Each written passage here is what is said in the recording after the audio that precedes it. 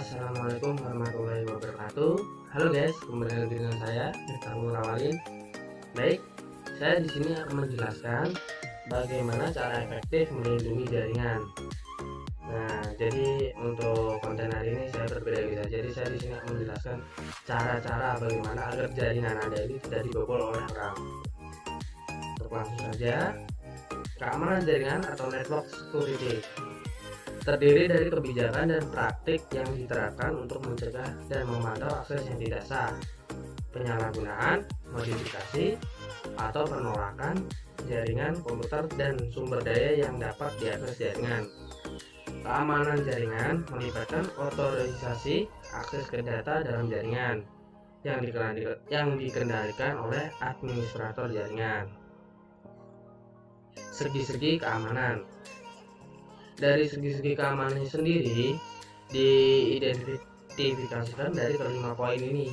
Untuk yang poin pertama adalah confidentiality atau menyarankan bahwa informasi atau data hanya bisa diakses oleh pihak yang memiliki wewenang guys ya. Untuk yang kedua adalah integrity atau mensyaratkan bahwa informasi hanya dapat diubah oleh pihak yang memiliki wewenang. Dan untuk yang ketiga adalah interception atau suatu pihak yang tidak berwenang mendapatkan akses pada suatu aset. Pihak yang dimaksud bisa berupa orang lain atau program atau sistem yang lain. Contohnya adalah penyadapan terhadap data dalam suatu jaringan. Dan untuk yang keempat adalah modification atau suatu pihak yang tidak berwenang dapat melakukan perubahan terhadap suatu aset. Contohnya adalah perubahan nilai dalam file data, modifikasi program sehingga berjalan dengan tidak semestinya, dan modifikasi pesan yang sedang ditransmisikan dalam jaringan. Dan untuk yang kelima atau yang terakhir, fabrication, suatu pihak yang tidak berwenang menyisipkan objek palsu ke dalam sistem. Contohnya adalah pengiriman pesan palsu kepada orang lain.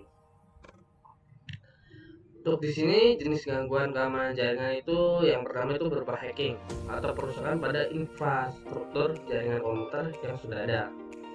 Dan untuk yang kedua adalah carding. Carding itu adalah pencurian data terhadap identitas perbankan seseorang. Misalnya pencurian nomor kartu kredit yang dimanfaatkan oleh berbelanja online. Atau misalkan semua lah aset yang berbentuk harta apa-apa itu bisa dibobol dan disalahgunakan. Yang ketiga adalah device atau perubahan terhadap bentuk atau tampilan website. Jadi website Anda itu dihack, misalkan dari tampilan device dirubah-rubah, desainnya dirubah atau gimana dan lain-lain ya. Untuk yang keempat adalah phishing atau pemalsuan data resmi. Dan selanjutnya adalah cara meningkatkan sistem keamanan jaringan itu bagaimana. Nah, di sini saya menjelaskan. Untuk pertama itu pengamanan secara fisik. Pengamanan secara fisik bisa dilakukan dengan menempatkan perangkat hardware berada di lokasi yang aman dan mudah diawasi. Selain itu, gunakan ruangan yang bersih, jika perlu yang memiliki AC, agar tidak ada debu dan lembab. Selain itu, juga gunakan kunci pengaman khusus agar tidak ada orang yang masuk kecuali yang memiliki jaringan itu. Jadi di sini tuh kita harus selalu menjaga kebersihannya guys ya, selalu menjaga kebersihannya agar server-servernya itu tidak kotor ya atau terkena debu. Jadi kalau dia tuh selalu dijaga kebersihannya, dan juga untuk akses keluar masuknya itu harus diamankan atau kalau perlu kita kasih gembok supaya yang bisa akses itu hanya kita sendiri. Yang kedua adalah pengamanan akses. Agar tidak terjadi penyalahgunaan akses, maka sebagai seorang administrator Anda harus memberikan akses pada orang yang berhak saja. Dan jangan lupa untuk membuat username dan password yang unik. Jadi di sini tuh kita jangan selalu percaya sama orang lain ya. Jadi kita harus percaya misalkan hanya satu orang atau kita itu partner kerja kalian atau teman kalian atau adik kalian, dan pokoknya orang yang benar-benar bisa dipercaya. Jadi agar tidak disalahgunakan, agar tidak mengakses macam-macam juga ini. Dan selanjutnya pengamanan data. Pengamanan data dilakukan dengan membuat hak akses pada setiap user, di mana setiap user hanya bisa melakukan akses pada data tertentu saja. akses yang dimilikinya. Untuk data yang sifatnya sensitif, Anda bisa menambahkan password agar lebih aman lagi. Jadi misalkan kalian mempunyai data gitu, kalian mempunyai data, dan di dalam data-data tersebut kalian mempunyai satu folder, satu data itu yang benar-benar private banget ya. Jadi kalau bisa tuh yang data-data yang sangat private itu mendingan kalian kasih password. Jadi tidak semua orang bisa akses data itu.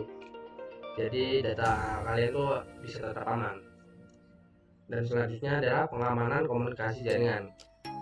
Maksudnya, pengamanan komunikasi jaringan bisa dilakukan dengan mengamankan setiap komunikasi dengan menggunakan kriptografi, di mana data-data yang sensitif bisa dienkripsi agar aman saat proses pengiriman dan penerimaan data.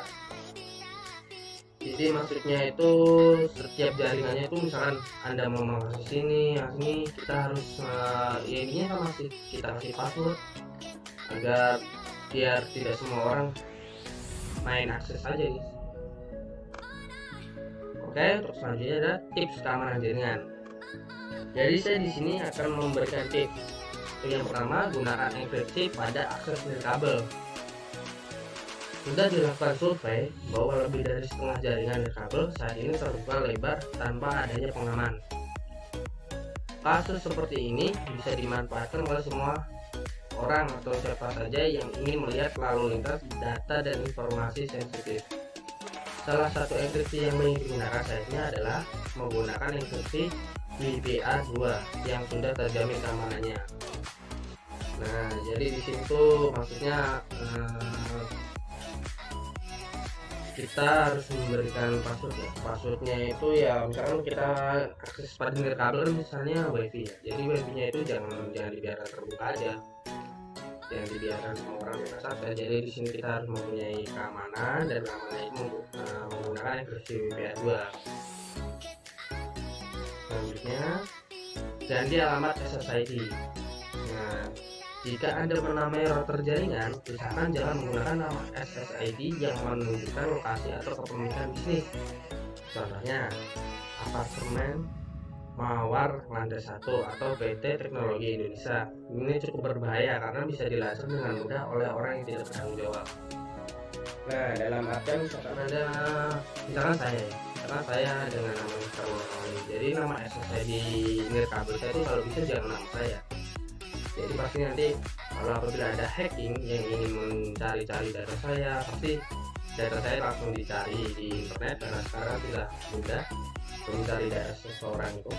Kalau bisa kita ganti saja namanya dengan nama yang lain, atau nama yang menarik, atau nama yang lucu, atau kalau bisa nama yang aneh. Selanjutnya, matikan fitur antar muka router. Matikan akses untuk manajemen router agar tidak bisa diakses dari luar. Jika ada yang bisa masuk ke dashboard router ini, penyusup akan dengan mudah membaca file log yang ada pada router. Untuk amannya, matikan saja fitur ini. Jadi di sini maksudnya kan misalkan ada router di router dashboard itu kan ada menunya ya. Maksudnya ada file log itu biar semua orang itu bisa masuk. Jadi di sini kita masukkan aja ya fiturnya. Jadi cuma hanya kita yang bisa login ke situ, dan tidak ada orang lain yang bisa log ke router ini. Dan selanjutnya adalah gunakan antivirus. Pastikan semua komputer Anda sudah menggunakan antivirus yang terupdate, karena ada banyak malware komputer yang menyebar tanpa bisa Anda ketahui. Untuk antivirus sendiri ini sebenarnya penting nggak penting sih, cuman kan kalau antivirus kan pasti, jadi pasti nggak semua virus itu terdetek.